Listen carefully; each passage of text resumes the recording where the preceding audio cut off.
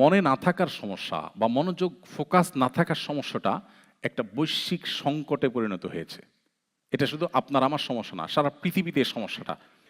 এবং আপনি প্রত্যেকটা মানুষকে দেখবেন যে মানুষের কিছু মনে থাকে না, মনোযোগ ধরে রাখতে পারে না। আমি একটা জিনিস খেয়াল করেছি, ২ রাকাত নামাজ, অনলি ২ রাকাত নামাজ, যেটা হয়তো ৩ মিনিটে পড়া সম্ভব, ৪ মিনিটে সম্ভব, ২ মিনিটেও পড়া সম্ভব। ২ রাকাত নামাজ কোনো দিকে মনোযোগ যাওয়া ছাড়া সম্পূর্ণ আল্লাহর দিকেই মনোযোগ থাকবে, যা পড়ছেন সেটার দিকেই মনোযোগ থাকবে, আপনার অন্য কোনো দিকে মনটা যাবে না। এইভাবে মনোযোগ নিয়ে মাত্র ২ রাকাত নামাজ পড়ার মতো ক্যাপাবল মানুষ হাজার হাজার মুসল্লি, লাখ লাখ মুসল্লিদের মধ্যে একজনেরও নেই। আপনি ট্রাই করতে পারেন, শুরু করেন নফল নামাজ ২ রাকাত করে পড়েন, দেখে ট্রাই করেন তো যে একবারও মনোযোগ যাবে না, আমি দেখে হয় কিনা। খুব ডিফিকাল্ট হয়ে গেছে। গবেষকরা বলছেন মানুষের ফোকাস ধরে রাখার যে ক্ষমতা সেটা খুব ভয়াবহ আকারে হ্রাস পেয়েছে। একটা সময় মানুষ যদি ৩০ সেকেন্ড, ৪০ সেকেন্ড বা ১ মিনিট ফোকাস ধরে রাখতে পারতো, এখন তার 50%ও মানুষের নাই ক্ষমতা। মনোযোগ হারায় ফেলছে মানুষ। কেন? গত ১৫-২০ বছর আগেও এত ক্রাইসিস ছিল না, এখন যত ক্রাইসিস। তাহলে এই ১৫-২০ বছরে কি এসেছে পৃথিবীতে যেটা আগে ছিল না? আমরা একটু চিন্তা করলে, ভাবলে দেখি, সেই জিনিসটা আর কিছু নয়, আমাদের স্মার্টফোন এবং সোশ্যাল মিডিয়ার ব্যবহার। এগুলো কিভাবে আমাদের ফোকাস এবং মনোযোগ, আমাদের স্মৃতিশক্তিকে নষ্ট করছে, এটা নিয়ে অনেক লম্বা আলাপ করতে হবে। আমি সেদিকে যাব না, আমি সংক্ষেপে শুধু একটু বলি। আমি নিজে যখন এই সমস্যাটা ফেস করছিলাম, আমার যে প্রোডাক্টিভিটি কোচ, আমার যে মেন্টর, একজন আমাকে ফিজিক্যাল এক্সারসাইজ করান প্রতিদিন, আরেকজন আমাকে সপ্তাহে ১ দিন কয়েক ঘন্টা সময় নিয়ে আমার সারা সপ্তাহের কাজগুলোকে আরও বেশি প্রোডাক্টিভ এবং আরও বেশি আপনার ভালোভাবে করার জন্য আমাকে গাইড করেন। তো আমার সেই প্রোডাক্টিভিটি কোচ বা আমার যে মেন্টর, পার্সোনাল মেন্টর, আমি তাকে বললাম যে আচ্ছা, আমার মনে থাকে না, আমি এক সময় ২০০ পৃষ্ঠার বই পড়েছি, পুরাটা মুখস্থ হয়ে গেছে, আর এখন একটা সন আমি মুখস্থ রাখতে পারি না, নোট ছাড়া কথা বলতে পারি না। কি সমস্যা? ডাক্তার দেখিয়েছি দেশে দেশে বাইরে, কোনো সমস্যা ধরা পড়ে না, ডাক্তাররা কিছু খুঁজে পায় না, বাট আমি ফিল করছি এই সমস্যা।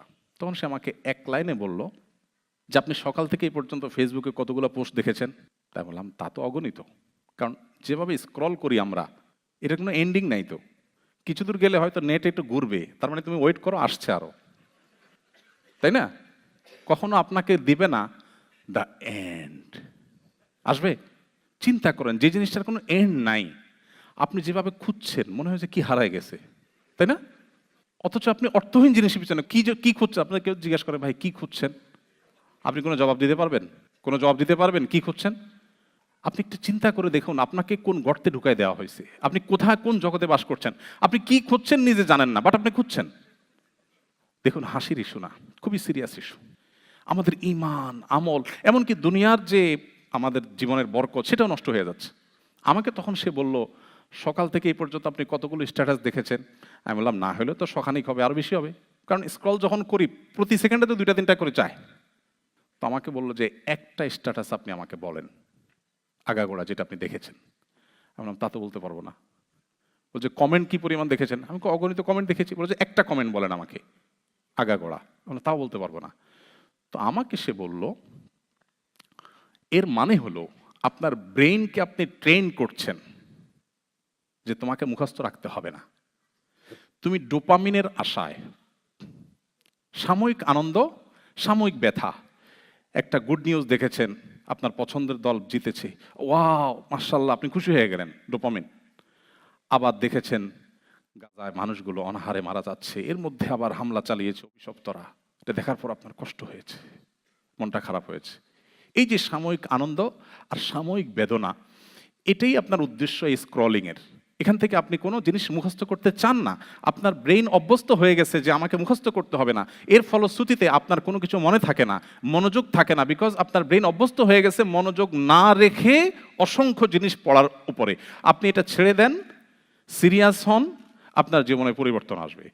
কয়েক মাস হয়েছে আমার মোবাইলে কোনো ফেসবুক, কোনো ইউটিউবের অ্যাপ নাই, আমার অফিসে, আমার বাসায়, আমার কোনো পিসিতে কোথাও নিউজ ফিডে ঢুকার কোনো অপশনই নেই, সেটা এমনভাবে ব্লক করা আমি চাইলেও ঢুকার সুযোগ নেই।